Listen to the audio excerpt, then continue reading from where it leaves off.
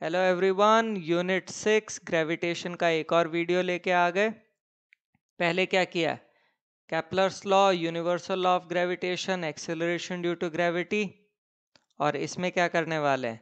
Gravitational field, gravitational potential and gravitational potential energy. चलिए, क्या आपको पहले से पता होना चाहिए यूनिवर्सल लॉ ऑफ ग्रेविटेशन क्या होता है? Mathematically F equal to G m1 m2 by R square, acceleration due to gravity g equal to G M by R square, and work होता है F dx के बराबर। ये आपको पता होना चाहिए। चलिए, ग्रेविटेशनल फील्ड ये क्या होता है? The space around a material body in which it's gravitational force of attraction can be measured. यानी कि किसी भी बॉडी के आसपास का वो स्पेस जहां उसकी ग्रेविटेशनल फोर्स ऑफ अट्रैक्शन को मेजर किया जा सकता है, उसे उसकी ग्रेविटेशनल फील्ड कहते हैं। इंटेंसिटी ऑफ ग्रेविटेशनल फील्ड, इसे आई से रिप्रेजेंट करते हैं। It is defined as the force experienced by a unit mass placed at a point in the gravitational field of a body. यानी किसी बॉडी की ग्रेविटेशनल फील्ड में अगर एक यूनिट मास को रखा जाए तो वो कितनी फोर्स एक्सपीरियंस करता है, उसे हम इंटेंसिटी ऑफ ग्रेविटेशनल फील्ड कहते हैं। ये होता है F बाय एम, यूनिट होती है newton per KG. Intensity of gravitational field due to earth, तो हमने कहा कि ये हमारी अर्थ जिसका मास m, सेंटर O, और हमने क्या किया हुआ है कि एक पॉइंट लिया हुआ है P जो कि अर्थ के सेंटर से r के डिस्टेंस पे है, और वहां हमने एक टेस्ट मास रखा हुआ है, उस पे फोर्स लग रही है। वो हो गया F equal to G m into small m upon R square, और ये फोर्स जो है टूवर्ड्स कैपिटल m होगी। Gravitational field of earth at point P कितनी निकलेगी? I is equal to F by M, और वो निकलती है G M by R square. अगर ये आपका पॉइंट P अर्थ के सरफेस पे होगा तो स्मॉल r को कैपिटल R से रिप्लेस कर सकते हैं, तो I इज इक्वल्स टू जी निकलता है। यानी कि अर्थ के ऊपर जो अर्थ की ग्रेविटेशनल फील्ड की इंटेंसिटी है वही हमारी एक्सेलरेशन ड्यू टू ग्रेविटी है। Gravitational potential energy, the gravitational potential energy of a body at a point is defined as the amount of work done in bringing the body from infinity to that point against the gravitational force. तो ये हो गई हमारी अर्थ जिसका radius हो गया r। हमने consider किया कि एक बॉडी है जिसका मास है m, वो p पॉइंट के ऊपर है किसी इंस्टेंट पे, और o से p का डिस्टेंस हो गया x। So gravitational force on the body at point p कितनी निकलेगी? वो होगी g capital M small m upon x square. इसे हमने इक्वेशन नंबर 1 कहा। Small work done in moving the body through infinitely small distance PQ, यानी कि P से Q तक लेके आए तो डिस्टेंस हमने कवर किया dx, तो स्मॉल वर्क डन होगा F dx। ये निकलता है G M M upon X square dx। Now the work done in bringing the body from infinity to a point A which is at a distance r, वो कितना निकलेगा? Integrate कर दो ऊपर वाली इक्वेशन को with the limits of infinity to r। ठीक है, जी एम एम बाहर आ जाएगा, ये x to the power of -2 हो जाएगा न्यूमरेटर में जाके, और अगर हम उसे इंटीग्रेट करते हैं तो वो -1/x आएगा by using the formula integration of x to the power of n dx is equals to x to the power of n+1 upon n+1, और n की जगह यहाँ -2 है। फिर हमने लिमिट्स पुट की, माइनस साइन हमने बाहर निकाल लिया, फिर हमने लिमिट पुट की, 1/∞ 0 होता है, तो हमारे पास कितना निकला? Work done is equals to minus of G M M upon R, और ये वर्क डन स्टोर होता है ग्रेविटेशनल पोटेंशियल एनर्जी की फॉर्म में, तो V is equals to minus of G M M upon R. तो हमने निकाला W इज इक्वल टू या V equal to minus of G M M upon R. अब इस पे कुछ डिस्कशन कर लेते हैं। नेगेटिव साइन ये बता रहा है that To bring a body from infinity to a given distance, work is done by the gravitational field of अर्थ। मतलब उस ऑब्जेक्ट को वहां से यहां लाने में अर्थ की ग्रेविटेशनल फील्ड ने उसे अट्रैक्ट किया और वर्क किया। ठीक है, जैसे जैसे आर आपका इंक्रीज करेगा, v की वैल्यू इंक्रीज करेगी क्योंकि वो लेस नेगेटिव बनती जाएगी, और v की वैल्यू मैक्सिमम यानी कि जीरो कब होगी, जब r इंफिनिटी हो जाएगा। अच्छा, अगर हमारी जो बॉडी है जिसका मास m है, उसको हम मूव कर रहे हैं पॉइंट r1 से point r2 such that r1 is greater than r2, तो उस सिनेरियो में चेंज इन पोटेंशियल एनर्जी होगा delta v is equal to integration of r1 to r2 gmm upon X square dx। gmm बाहर आ गया, x to the power of minus two dx का हो गया माइनस ऑफ 1/x। फिर हमने limits रखी तो ये मेरे पास निकलता है delta v is equal to gmm in bracket 1/r1 minus of 1/r2। ठीक है, यहाँ ध्यान दो, अगर आपका r1 r2 से ज्यादा है तो डेल्टा v नेगेटिव होगा यानी कि अट्रैक्टिव, और अगर आपका r1 r2 से कम है तो डेल्टा v पॉजिटिव होगा यानी कि रिपल्सिव। आगे कंटिन्यू, चलिए डिस्कशन कंटिन्यू करते हैं। अगर हम r1 की जगह रखें कैपिटल R यानी कि रेडियस ऑफ अर्थ, r2 की जगह r प्लस एच, इस फॉर्मूले में रखते हैं, रखा हमने 1/r को कॉमन निकाला तो ये हो गया gmm upon r in bracket 1 minus r upon r plus H. इस टर्म में भी न्यूमरेटर में r है, डिनोमिनेटर में r कॉमन लेके कट करते हैं तो हमारे पास ये आता है। अब ये वाली टर्म न्यूमरेटर में जाएगी तो -1 हो गया। फिर हमने बाइनोमियल लगाई, बाइनोमियल सिंपल है, पहली टर्म वैसे की वैसी रखो, प्लस पावर को नीचे उतारो, सेकेंड टर्म से मल्टीप्लाई करो, दैट्स इट, बाकी कोई ज़रूरत नहीं है। फिर हम इसे सॉल्व करते हैं तो ये हमारे पास आता है gmm(h) अपॉन आर स्क्वायर, उसमें हम gm अपॉन आर स्क्वायर की जगह स्मॉल g रखते हैं तो ये निकलता है delta v is equals to mgh। Gravitational potential, the gravitational potential at a point in the gravitational field of a body is defined as the amount of work done in bringing a body of unit mass from infinity to that point। Formula होता है v is equal to W by M यानी कि minus of G M upon R, unit होती है joule per KG. Relation between gravitational potential and intensity of gravitational field, we know v is equals to minus of G M upon R. हम क्या करते हैं, small r से multiply और divide करते हैं तो हम लिख सकते हैं minus of v upon are is equal to G M upon R square. अच्छा, इसे लिख सकते हैं i is equals to minus of v by R, क्योंकि G M upon R square I के बराबर होता है, या हम लिख सकते हैं i is equals to minus of D V by D R. अच्छा, यहाँ ये नोट करने की बात है कि हमने सेम सिंबल v लिया है ग्रेविटेशनल पोटेंशियल और ग्रेविटेशनल पोटेंशियल एनर्जी के लिए, लेकिन वो डिफ्रेंशिएट करने के लिए यहाँ पोटेंशियल में हमने वी आर लिख दिया है। ठीक है, लेकिन कुछ बुक्स में क्या है, पोटेंशियल एनर्जी के लिए यू लिया है और पोटेंशियल के लिए वी लिया हुआ है। चलिए कुछ एग्जांपल्स करते हैं टॉपिक समझने के लिए।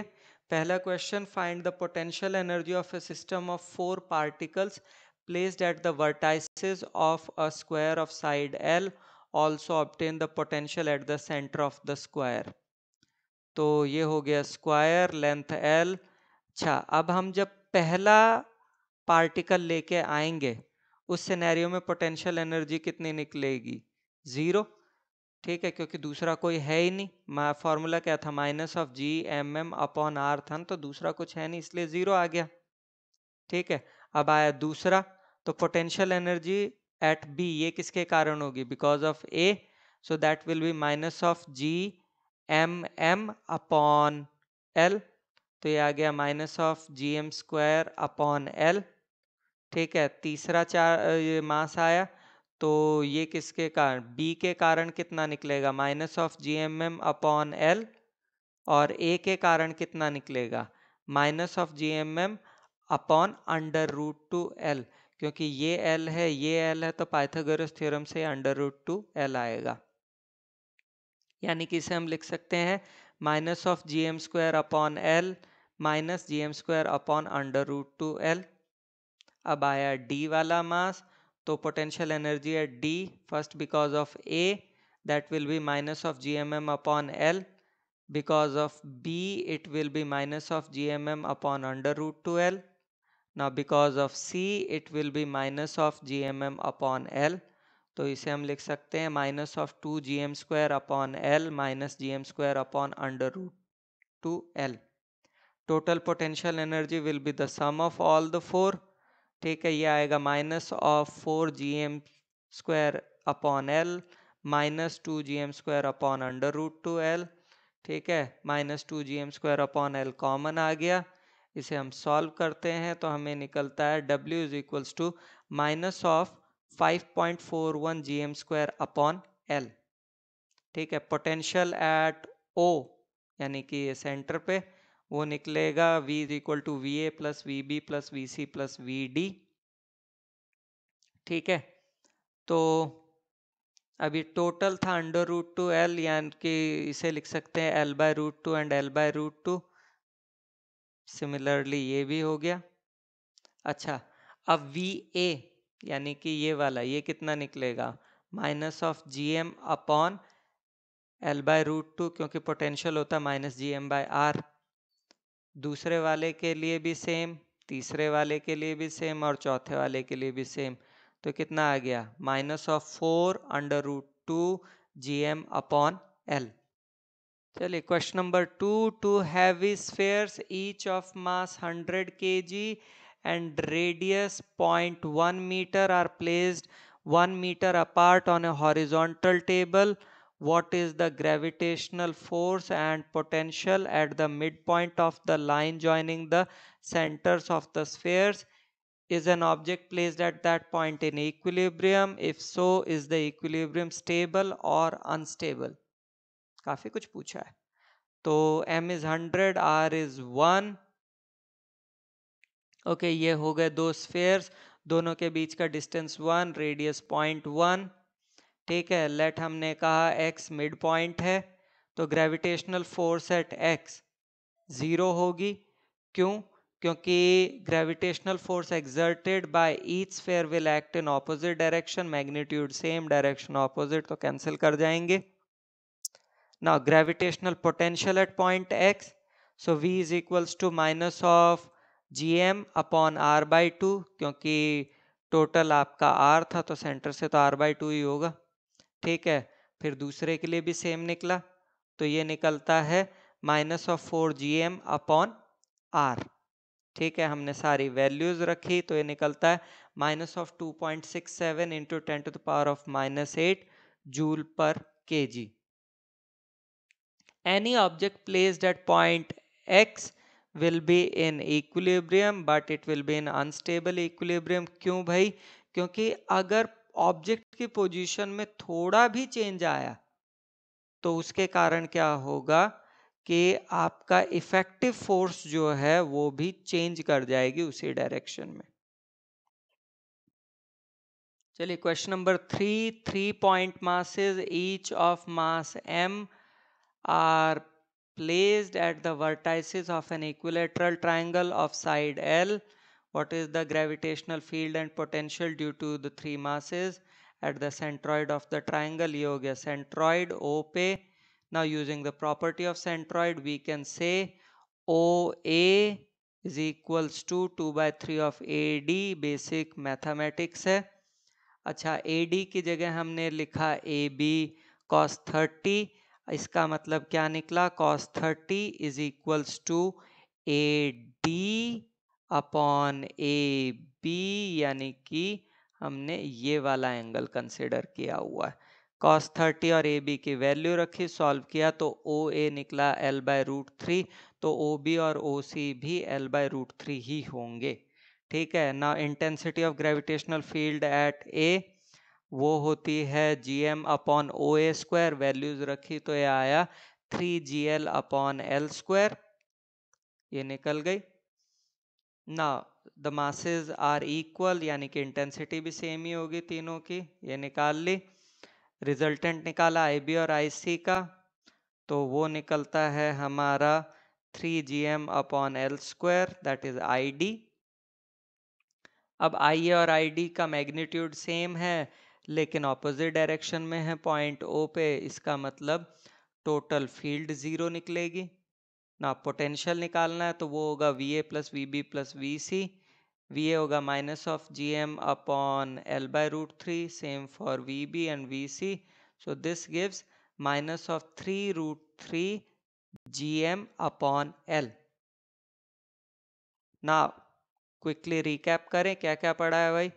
हमने पढ़ा ग्रेविटेशनल फील्ड क्या होती है, इंटेंसिटी ऑफ ग्रेविटेशनल फील्ड क्या होती है, ग्रेविटेशनल पोटेंशियल क्या है, V is equal to minus of GM/R, और relation between potential I is equals to minus of dV/dr। चलिए now is the time for assignment. सिर्फ 5 ही क्वेश्चन है। वीडियो पॉज करो, क्वेश्चंस ट्राई करो और फिर चेक करो आंसर्स। चलिए question number 1, choose the correct alternative. Formula दिया हुआ है minus of GM M in bracket 1/R2 minus 1/R1 is more or less accurate than the formula mg in bracket R2 minus R1 for the difference of potential energy between 2 points R2 and R1 distance away from the center of earth। तो भाई ये वाला formula यानी कि minus GMM 1/R2 minus 1/R1 is more accurate. क्यों भाई? देखिए mg R2 minus R1 वाला एप्लीकेबल तभी है जब R2 और R1 जो है वो बहुत कम हो, ठीक है, रेडियस ऑफ अर्थ से, और दूसरा R2 और R1 जो है सरफेस के नजदीक होने चाहिए, ठीक है। लेकिन ये जो दूसरा फॉर्मूला है ये हर केस में और ज्यादा एक्यूरेट वैल्यू देता है, इसीलिए ये प्रिफर्ड है। A geostationary satellite orbits the Earth at a height of nearly 16,000 km from the surface of Earth. What is the potential due to Earth's gravity at the site of this satellite? Potential energy at infinity to be zero. Mass of Earth is given, radius is given. Gravitational potential energy due to Earth's gravity at height h is V is equal to minus of GMM upon R plus h. Values put की तो निकलता minus of 9.4 into 10⁶ joule per kg। Question number 3, the gravitational intensity at the centre of a hemispherical shell of uniform mass density has the direction indicated by the arrow. कौन से arrow से indicate होगी ये बताना है। तो पहले हम कंप्लीट हेमिस्फेयर लेते हैं, उसको स्फेयर में कन्वर्ट किया। अब inside the spherical shell gravitational potential constant होता है, सो इनसाइड द शेल dV/dr 0 होगा यानी कि I 0 होगा। इसका मतलब ग्रेविटेशनल फोर्स जो होगी वो symmetric in the spherical shell symmetric होगी। अब हेमिस्फेयर लिया तो ऊपर के पार्ट को कट किया तो नेट ग्रेविटेशनल फोर्स जो है acting at particle centre at C will be in downward direction. Gravitational intensity जो कि होती है ग्रेविटेशनल फोर्स बाय मास वो भी डाउनवर्ड होगी यानी कि एरो C से रिप्रेजेंटेड है। क्वेश्चन नंबर 4, अच्छा इसमें हमारे पास डायरेक्शन बतानी पॉइंट P के ऊपर ग्रेविटेशनल इंटेंसिटी की। चलो इसमें भी वही, पहले हेमिस्फेयर को स्फेयर बनाया, फिर वही बात आई ग्रेविटेशनल पोटेंशियल सेम है अंदर, तो इसका मतलब क्या होगा dV/dr 0 यानी कि I 0, ठीक है, यानी कि ग्रेविटेशनल फोर्स जो है वो सिमेट्रिक है। अब हमने बना दिया हेमिस्फेयर, ठीक है, अपर हाफ को कट किया हुआ तो नेट ग्रेविटेशनल फोर्स नीचे की तरफ लग रही है, तो ग्रेविटेशनल इंटेंसिटी भी नीचे की तरफ यानी कि ई वाला एरो रिप्रेजेंट करेगा। Question number 5, the earth moon distance is 3.8 into 10⁵ kilometre. The mass of earth is 81 times that of moon. Determine the distance from the earth to the point where the gravitational fields due to the earth and moon cancel out. तो हमें given है r is equal to 3.8 into 10⁵ kilometre. Mass of earth is 81 times mass of moon. ये earth moon हो गया, दोनों के centre से distance हमने r लिया हुआ है। हमने पॉइंट P लिया जहाँ ग्रेविटेशनल फील्ड्स जो हैं वो कैंसिल आउट कर रही हैं। तो gravitational field of earth at point P निकलेगी gme/x², मून की निकलेगी gmm/r-x² according to the question. दोनों को इक्वेट किया तो फिर हम सॉल्व करते हैं, तो इससे हमारा x निकलता है 3.42 into 10⁴ किलोमीटर। ना एक्नॉलेजमेंट गूगल, बिंग, एनसीईआरटी सबका धन्यवाद इमेजेस के लिए और बाकी डेटा के लिए। नेक्स्ट वीडियो ज़रूर देखिए एस्केप वेलोसिटी और सैटेलाइट्स के ऊपर। Thank you so much.